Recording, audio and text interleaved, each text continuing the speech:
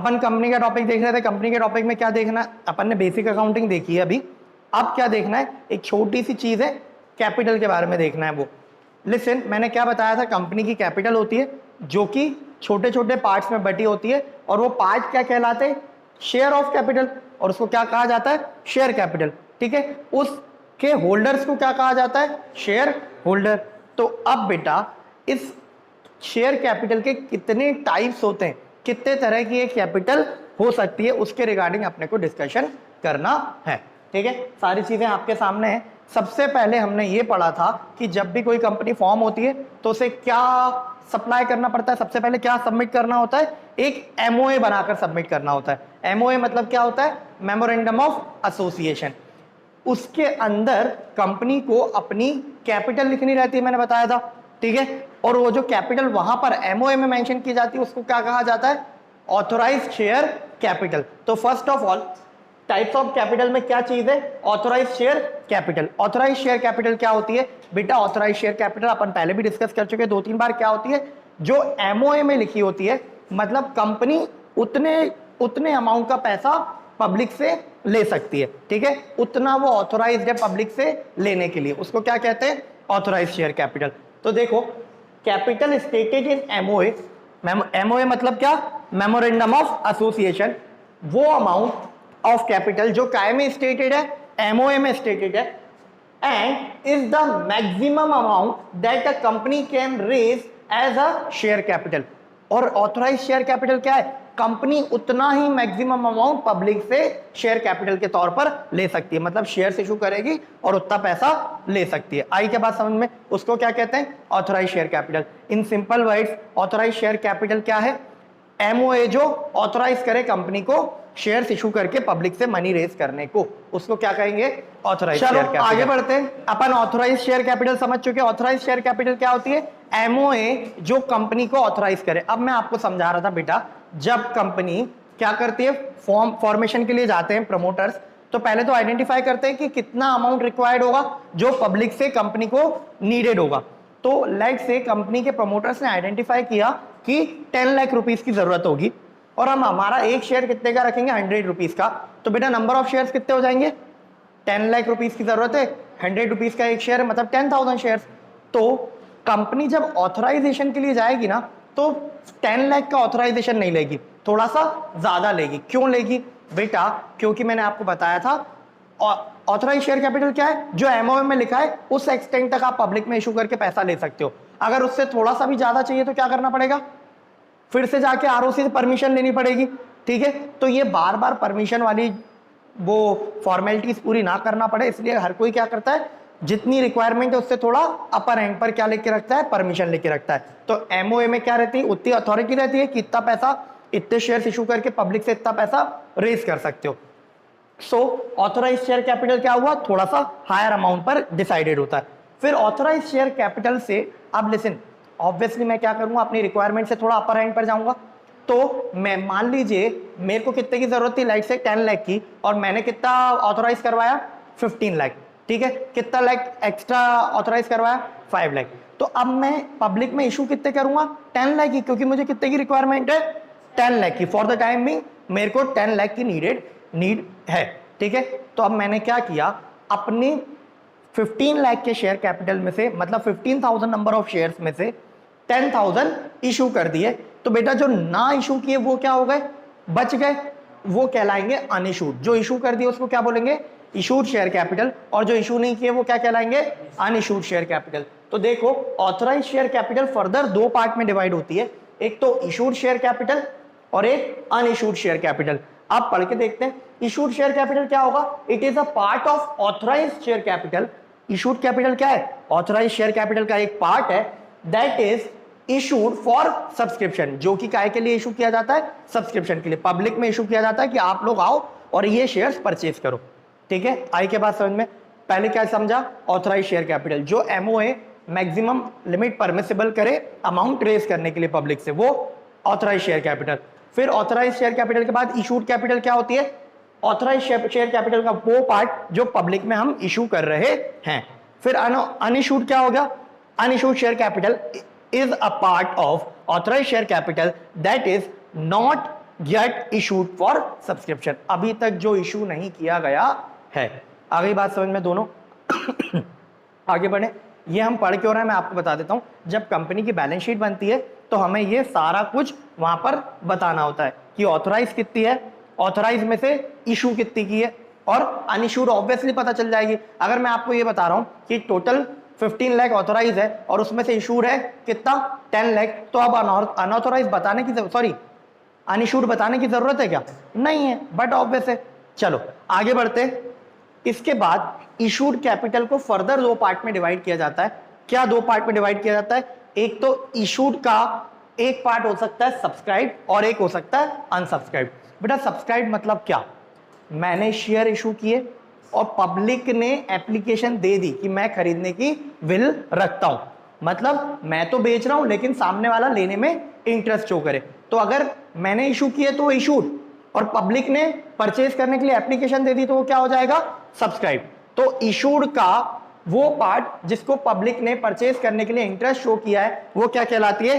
Subscribe share capital, ठीक है। और अनसब्सक्राइब कौन सी कहलाएगी? जो नहीं हुई। लाइक से मैंने 10,000 शेयर्स इशू किए, 10,000 में से मुझे एप्लीकेशन आई है 9,000 शेयर्स के लिए, 90% सब्सक्रिप्शन हो गया, तो मैं क्या बोलूंगा कि मेरा इशूड शेयर कैपिटल कितना है? 10,000, उसमें से सब्सक्राइब कितना है? 9,000, अनसब्सक्राइब कितना रह गया?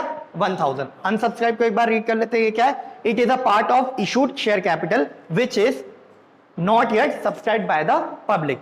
ये not yet subscribe by the public और ये सब्सक्राइब बाय द पब्लिक, ठीक है। आगे के बाद समझ में, आगे बढ़े। क्या पढ़ा? सबसे पहले ऑथराइज, जो एमओए मैक्सिमम परमिसिबल लिमिट दे देता है वो, ठीक है। अब ऑथराइज के दो पार्ट बनते हैं, एक तो इशूड और एक अनइशूड। जो इशू कर दिया पब्लिक में सब्सक्रिप्शन के लिए वो इशूड, जो नहीं किया वो अनइशूड। फिर इशूड के भी दो पार्ट बनते हैं, एक तो सब्सक्राइब और एक नॉट सब्सक्राइब। सब्सक्राइब मतलब क्या? जो लोगों ने खरीदने के लिए इंटरेस्ट शो कर दिया और खरीद लिए, ठीक है। और जो नहीं परचेज किए वो क्या कहलाएंगे? अनसब्सक्राइब। अच्छा, अब ना सब्सक्राइब के भी दो पार्ट है। सर बहुत सारे पार्ट हो गए। लिसन बेटा, मेरा एक शेयर कितने का है? एक शेयर कितने का? 100 रुपए बोले। एक शेयर 100 रुपीज का है। तो अब मान लो बेटा मैं पूरे 100 रुपए मांग चुका हूं, मैं पूरे 100 रुपए मांग चुका हूं अपने शेयर होल्डर से कि लाओ मेरे पैसे दे दो। कुछ लोगों ने पैसे दिए और कुछ लोगों ने पैसे नहीं दिए। ऐसा हो सकता है क्या? हाँ हो सकता है। तो इसी बेसिस पर दो पार्ट में बाइफरकेटेड होते हैं। देखो सब्सक्राइब शेयर कैपिटल में मतलब ऐसे शेयर होल्डर जिनने मेरे शेयर्स खरीद लिए, उनमें से कुछ लोग पैसे दे देंगे मांगने पर और कुछ लोग नहीं भी देंगे, ऐसा पॉसिबल है। तो दो पार्ट में बंटता है, subscribe and fully paid up. लोगों ने सब्सक्राइब कर लिया है और पूरा अमाउंट पे कर दिया है, subscribe and fully paid up. देखो, company has called up the total amount due to be receive on shares. Company ने पूरा पैसा मांग लिया है and has also received it, मतलब कंपनी ने भी मांग लिया है और देने वाले ने दे भी दिया है। तो वो क्या कहलाएगा? Subscribe and fully paid up. अब देखो subscribe but not fully paid up क्या है? देखो subscribe and fully paid up हो गया। अब subscribe not but not fully paid up के दो पार्ट हैं, ठीक है।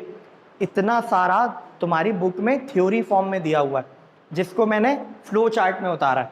तुम बुक देखोगे तो तुम और बहराओगे, ठीक है। तो थकने का नहीं, समझने का। देखो subscribe but not fully paid up क्या?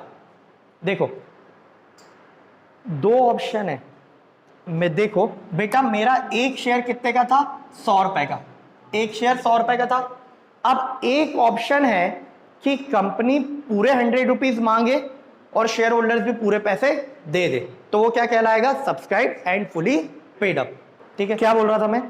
मेरा 100 रुपीज का शेयर है, कंपनी ने मान लो पूरे 100 रुपीज मांग लिए और सारे शेयर होल्डर्स ने पे कर दिए, तो वो क्या हो गया? Subscribe and fully paid up. अब दूसरे केस में दो बातें हो सकती हैं। क्या?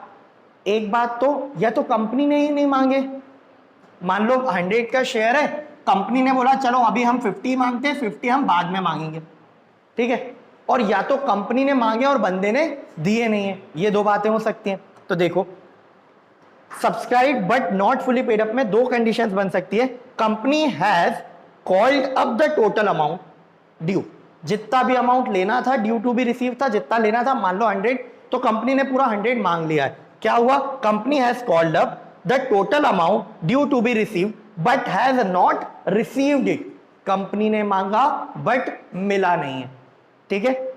एक केस कंपनी ने पूरा मांगा, शेयर होल्डर ने पूरा दे दिया, बात खत्म। और दूसरे केस में क्या हो सकता है, या तो कंपनी ने मांगा नहीं या तो शेयर होल्डर ने दिया नहीं। तो अभी हमने कौन सा देखा कि कंपनी ने मांगा है और शेयर होल्डर ने दिया नहीं है, तो उसको हम बोलते हैं calls in arrears. Call in arrears, arrears का मतलब होता है देर, ठीक है, देर से देना। तो ये पैसा क्या है, कॉल्स, कॉल्स मतलब पैसे मांगे और उनने दिए नहीं है, तो ये कॉल्स इन क्या है, अरियर्स। अच्छा, और इसका सेकंड पार्ट क्या हो सकता है कि कंपनी ही ना मांगे, ठीक है, the company has not called up full amount of the share. Company ने पूरा नहीं मांगा, कंपनी ने क्या किया, कंपनी को मालूम है हमें एक शेयर होल्डर से कितना मिलना है, 100 रुपीज, और हमें अभी जरूरत थी मात्र पर शेयर 50 के हिसाब से।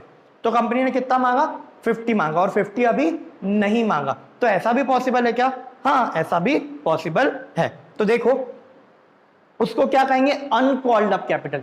बेटा कंपनी ने मांग लिया मतलब क्या, कॉल्ड अप, कहां गया, मांग लिया तो कॉल्ड अप।